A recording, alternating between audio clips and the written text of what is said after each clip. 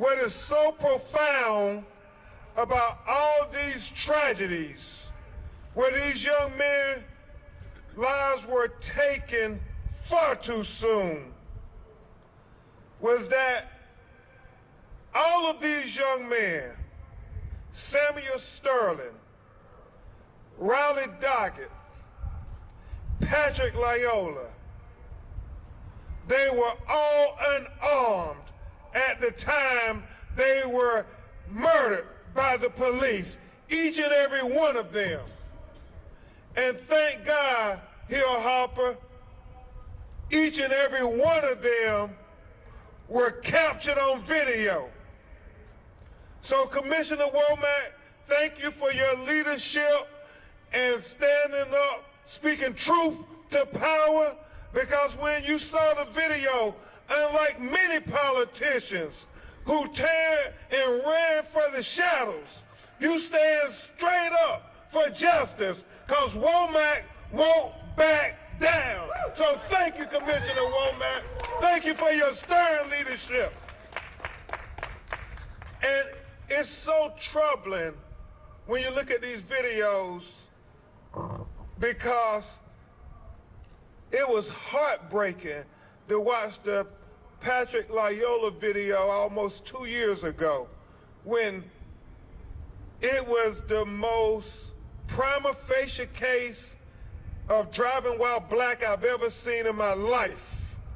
I mean, the police officer was coming from the opposite direction, looks over, sees it's a black motorist, and makes a U-turn, gets behind him, and pulls him over.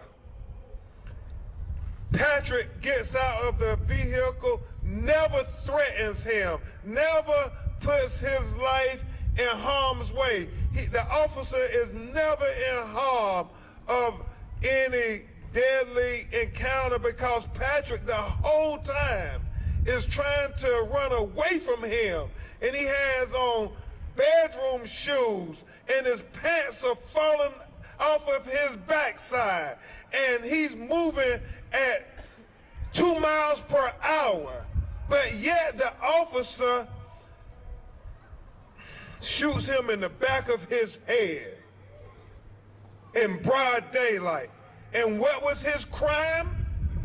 Driving while black. And then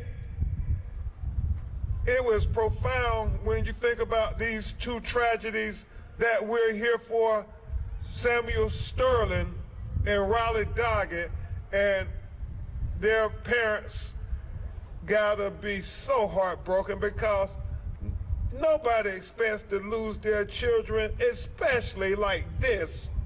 Especially like this. My great co-counsel, one of the best civil rights lawyers in America, Dan Johnson, when I landed in Detroit, Michigan this morning, he texted me and he said, "Welcome to the state of Michigan, Attorney Crump, where we don't waste money on guns and bullets. We just line them up and run them over with our police cars. It's cheaper that way, apparently." I mean, and it's something that is so sickening about the fact that you would use your police cruiser as a deadly weapon on people who are posing no threat to you, no harm to you. They're running away from you, and you're gonna run over them with your police cruiser? I like you. You wouldn't even run over a dog like that, but you ran over Andrika's baby. You ran over Becky's baby. And for what? For what? We can't have two justice systems in America, one for black America, one for white America. We got to treat all our children equally. And that's why I'm so happy that we can say we're not only standing for black Samuel Sterling, we're here today also standing for white Riley Doggett, because our children matter. We love all of our children, each and every one of them. Brothers and sisters, we're here at the Michigan State Capitol because we want the highest government officials in the state of Michigan to know that their police force, this wasn't a city or municipal police force, this was the state patrol who used his vehicle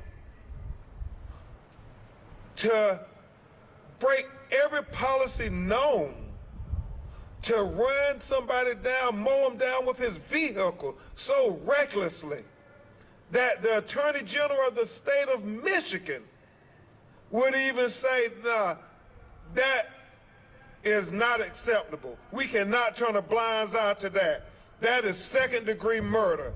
And so we all welcome that as a step forward with the charge, but we've seen it far too often, Kareem, that a charge don't mean a conviction. And so we're here at the state capitol to say we won't go away until we get justice for Samuel Sterling. We won't let you sweep it under the rug. We won't let you forget about him. We won't let you say his life doesn't matter, because just like you will want justice for your children if the police officer mowed them down, well, we want justice for our children too. Justice for Samuel Sterling.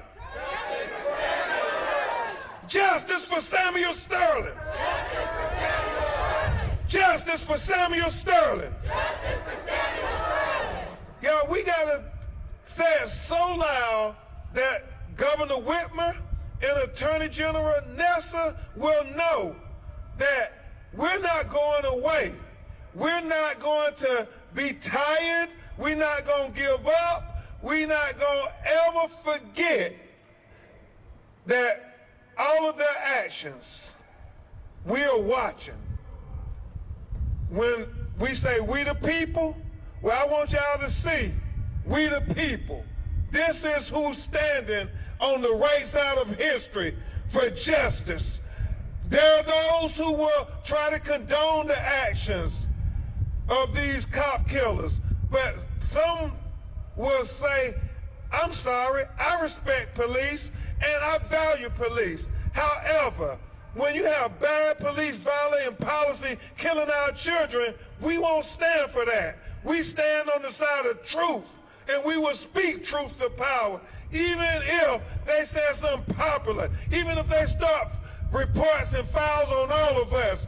Just know, I use my government name, and I'm standing for justice for all of God's children. It doesn't matter if they're black, white, or brown. If you kill our children unjustly, then we're going to stand up for them. Brothers and sisters, understand this. We support police. We're not against police. We're against bad police who kill us unjustly. And you cannot justify what is seen on this video with Samuel Sterling. You cannot justify what is seen on the video with Riley Doggett. You cannot justify what's seen on the video with Patrick Lyoya. And so, really, to Attorney General Nessa, I give a little advice to your prosecutors. And I can't even take credit for it, Jamal. I got it from the activists, the young, brilliant activists who stand up on the right side of history when some of the older folks are a little afraid. They want to be politically expedient.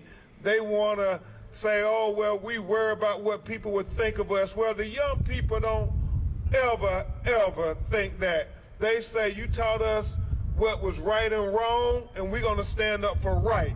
And it was young people marching in Louisville, Kentucky, and in Minneapolis, Minnesota, who taught me this slogan, don't say no more, just watch the video. Don't say no more, just watch the video. Don't say no more, just watch the video. Don't say no more, just watch the video. Don't say no more, just watch the video. So Attorney General Nessa, there's your argument. There's your argument. We don't need no experts to tell us what our own eyes see. I mean, they mowed down Samuel Sterling. He was running in a Burger King parking lot. I mean, hit Samuel, hit the curve of the Burger King. I mean, God knows if any other citizens would have been around here, they probably would have been dead too. Mr. Sterling, we ain't gonna let them get away with that. We refuse to let them get away with that. And at least, we got charges on Samuel Sterling. That's more than we can say for Riley Doggett in Grand Rapids, Michigan. I mean, this mother, this broken-hearted mother, they won't even charge the police that killed her son, even though they got all the visual evidence in the world. We got it from beginning to end right there, the video of them running down her teenage son, killing him. And they won't charge the police officer. And just like we're fighting for justice for Samuel Sterling, we are fighting for your baby too, Becky. We gonna keep fighting for all our children. Justice for Riley. Justice for Riley. Justice for Riley. Justice for Riley. And Mr. Lyoya, come a little closer, because everybody needs to know, even though it's been 2 years, we have not forgot that Patrick Lyoya's life matters. We have not forgotten about him. We're going to keep fighting for him. We're going to keep fighting for him. Justice will not elude us when we got visual proof. As Shakespeare used to say, we got ocular proof of the crime. And so, before I bring Michigan's own Vin Johnson up to break it down about the applicable laws and policies of the state of Michigan, I simply want to say, when I was on the plane flying in from New York City this morning, the gentleman recognized me on the plane, said, Attorney Crump, what are you coming to Michigan for today? And I told him, Andrika, I said, just like we went to Minnesota and fought to get justice for George Floyd after the police kept his knee on his neck for 9 minutes and 29 seconds, and just like we went to Brunswick, Georgia, to get justice for Ahmaud Arbery, who was lynched for jogging while black, not in 1940, not in 1950, but here hopping in 2020, we saw that lynch mob, that murderous father and son duo with the Confederate flag on the front of the Ford truck chase Ahmaud Arbery all around that neighborhood for jogging while black. And we got justice for him.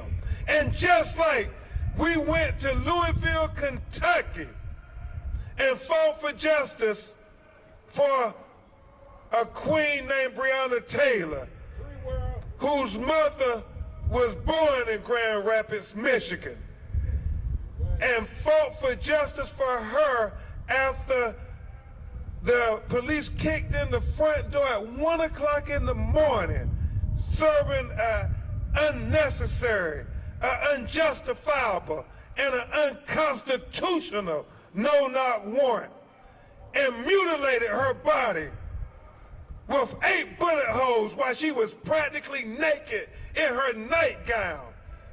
And if we can't be safe in our own homes, where can we be safe at? And just like we fought for Breonna Taylor for the first time in the history of the United States of America, to have federal charges brought against a police officer for killing a black woman, we came to Michigan to make sure we get justice for Patrick Lyoya. I came to Michigan to make sure we get justice for Riley Doggett. And brothers and sisters, I came to Michigan to make sure we get justice for Samuel Sterling. Justice for Samuel Sterling. Justice for Samuel. Justice for Samuel. Justice for Samuel. Justice for Samuel. Justice for Samuel. Justice for Samuel.